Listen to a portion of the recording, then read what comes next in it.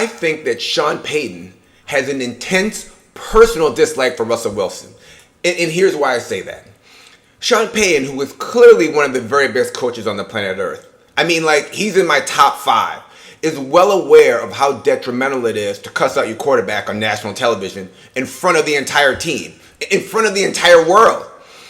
He wouldn't do that if he didn't feel emotionally charged about the situation. It's not about Russell's play.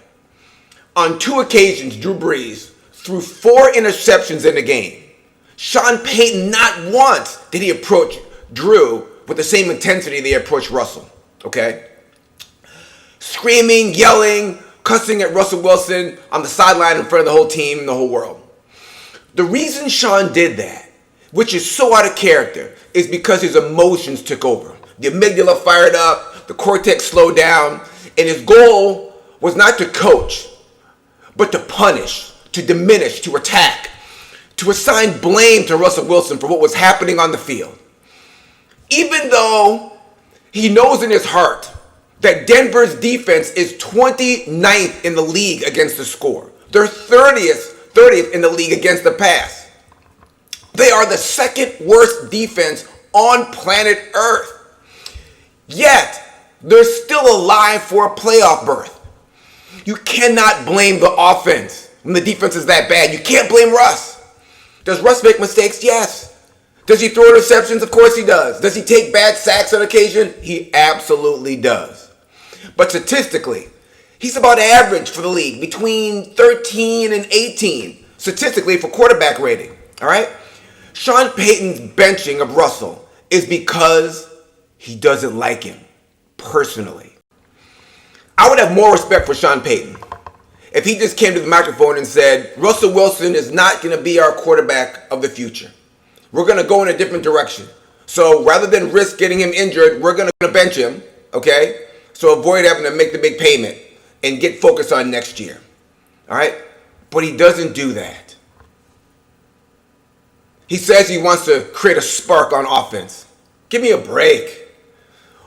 Benching Russell makes the team less competitive, clearly. And all that talk you've given the players all year about loyalty and commitment and giving your all and about doing everything possible to win the game goes out the window.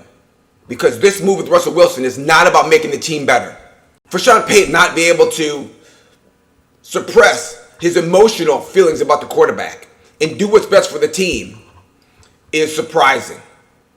Listen, and I'll be honest, I have a ton of respect for Sean Payton's ability to coach, all right? And it's very common for a head coach to tell the team internally that I'm 100% focused on you. I will always be honest and tell you the truth. However, don't listen to what I say to the media, to the public. I'll say whatever I need to keep the pressure off us to the media. But inside this locker room, inside this meeting room, I will always be honest with you. That could be the case. He could be high integrity with his team and then outside the team say whatever he wanted to. That could be the situation here. When you look at Denver in the front office and Sean Payton, listen, they have every right to bench Russell Wilson, all right, to try to renegotiate his contract. That's their option. 100% they're right. The question is treating your quarterback, the leader of your team, the NFL Man of the Year, in this way? Does it create an environment of distrust? After the October game where Denver beat Kansas City, the Denver Broncos asked Russell Wilson to renegotiate his contract, to change the language in it, and told him, threatened him, and said if he did not make those changes, they'd bench him. Meanwhile, go out and win football games for us, okay? It was so nasty, the NFLPA had to send attorneys in to help negotiate this deal, okay? Russell didn't take this to the public because he knew it would be a distraction to the team. And if you notice, the Denver Broncos front office did not take it public because they knew it would be horrible for team morale. If the players knew that the head coach was making moves and the ownership was making moves that were not in the best interest of the team making the playoffs, they were quiet about it because they knew it was a bad look. Here's the secret. If the players at the Denver Broncos don't feel like the coaching staff and the administration will treat them fairly. Yes, they will have a roster of 53 players. Okay? People will show up and get their checks. There's a saying, you can buy a man's hands, but you can't buy his heart.